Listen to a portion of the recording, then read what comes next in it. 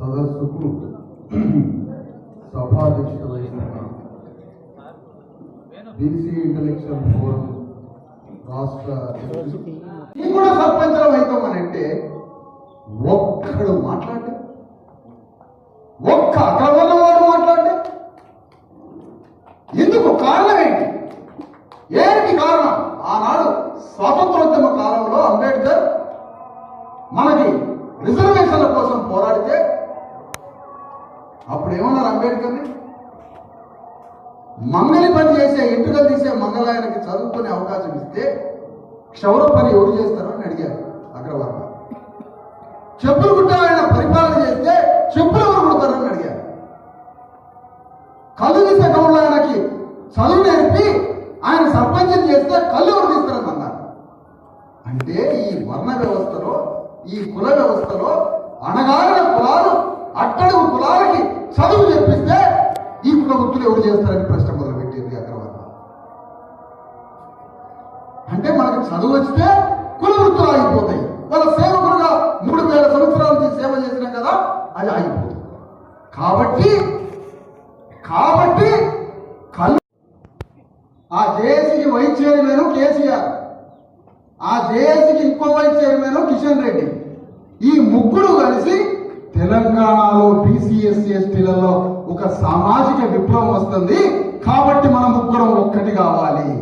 వాళ్ళ సామాజిక విప్లవ నినాదంతో తెలంగాణ మొత్తం ఒక అగ్ని పరాటాలాగా లేవబోతుంది. కాబట్టి మన ముగ్గురం మేల్కొని ఉండి వాళ్ళ సామాజిక విప్లవం పోకుండా కృష్ణా నదిలో నీళ్ల వాటా ఎంత అనే సబ్జెక్టు పైన తీయాలి అని కేసీఆర్ బయటకు వచ్చి పాలమూరు రంగారెడ్డి ప్రాజెక్టు గురించి ఏమిటి, కృష్ణానది నీళ్ల వాటా ఏంటి, గోదావరి నీళ్ల వాటా ఏంటి అని లెక్కలు మొదలుపెట్టింది కేసీఆర్.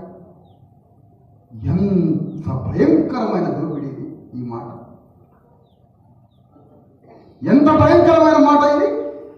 సామాజిక న్యాయం అనే ఒక విప్లవం తెలంగాణ గడ్డ మీద ఇన్ని సంవత్సరాల తర్వాత, 2500 సంవత్సరాల తర్వాత తెలంగాణ గడ్డ మీద సామాజిక విప్లవం ఒకటి వస్తుంటే, తెలంగాణ రాజ్యంలో సాగరుల వాటా ఎంత, మంగళుల వాటా ఎంత, యాదవ వాటా ఎంత, గుజరాల వాటా ఎంత, అణగారిన కులాలైన మంగలి కులం, చాకలి కులం, సమస్త సబ్బండ కులాల కుమ్మరుల వాటా ఎంత, మేదరుల వాటా ఎంత, మాలమాదిగల వాటా ఎంత, పద్మశాలిల వాటా ఎంత, విశ్వబ్రాహ్మణుల వాటా ఎంత అని 150 కులాలు తెలంగాణలో ఉన్న సంపదలు, రాజ్యంలో, భూమిలో మా వాటా ఎంత అని మొదటిసారిగా సంఘ విప్లవం వస్తుంటే దీన్ని అణిచివేయడానికి కేసీఆర్ బయటకు వచ్చి 3 కోట్ల మంది అడుగుతుంటే సామాజిక న్యాయం, కృష్ణానదిలో వాటా ఎంత అని అంటారు.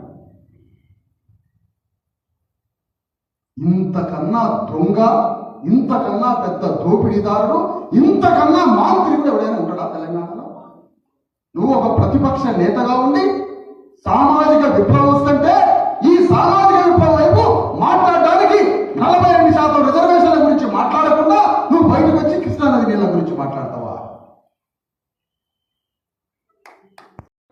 మరియు బీసీలకు రక్షణ చట్టం రావాలని ఈ 3 పార్టీలను డిమాండ్ చేస్తున్నాం. ఎందుకంటే బీజేపీ అయినా, కాంగ్రెస్ అయినా, బీఆర్ఎస్ అయినా ఎక్కడ బీసీలను ఆదరించలేదు రాజకీయంగా. మనం 90 బీసీ ఎస్సీ ఎస్టీ మైనార్టీలు 90% ఉన్నారు. వాళ్ళకు రాజకీయంగా 78 సంవత్సరాల నుంచి ఇక్కడ మన వాటా మనకి ఇయ్యలేదు. కాబట్టి ఈ రాజకీయ పోరాటం చేస్తున్నాము. BC political front Balagoni Balaraj Goud మేమందరం కూడా తెలంగాణ రాష్ట్రంలో నలుమూలలా తిరుగుతున్నాము. తిరిగి దీన్ని సాధించే దిశగా మీ ద్వారా తెలంగాణ ప్రజానికానికి బీసీ సోదరులందరూ చైతన్యం చేసినాము.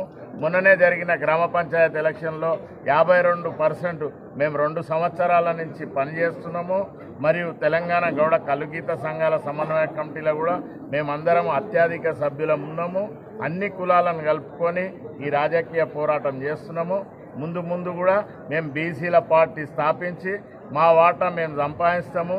ఎందుకంటే 375 సంవత్సరాల క్రితమే సర్దార్ సర్వాయి పాపన్న వారసులము, బహుజనులందరినీ కలుపుకొని గోల్కొండ కిలా మీద ఎట్లయితే జెండా ఎగరేసినామో ఈ తెలంగాణ రాష్ట్రంలో కూడా బహుజన రాజ్యం వచ్చేదాకా మేమెంతో మాకంత వాటా రాజకీయంగా సాధించే దిశగా సంపాదిస్తాము.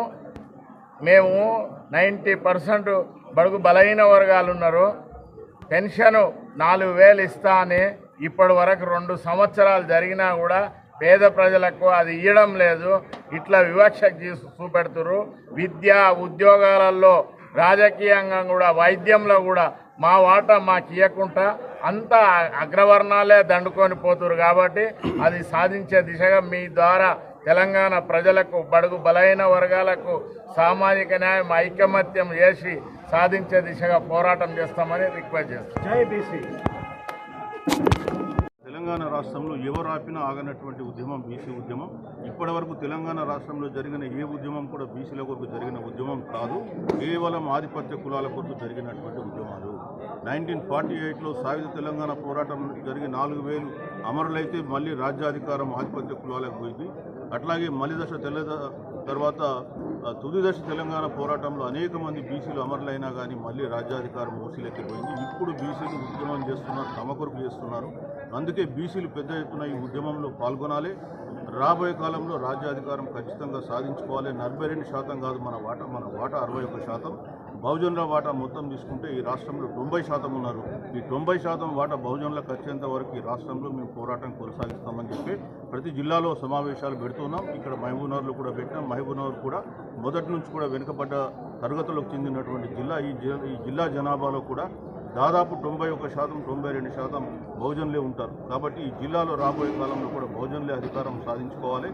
ఆ దిశలో ప్రజల్ని చైతన్యవంతం చేయడం కొరకు ఈ సభలు సమావేశాలు నిర్వహిస్తున్నాం. ఈరోజు సభ ఉద్దేశం కూడా ఈ 42% సాధన. ఒకవేళ ఎన్నికలకు పోతే ఖచ్చితంగా బీసీలు తమ ప్రతాపం చూపించాలి, తమ 100% తమ వాటా తాము సాధించుకోవాలని చెప్పి తెలియజేస్తున్నాం.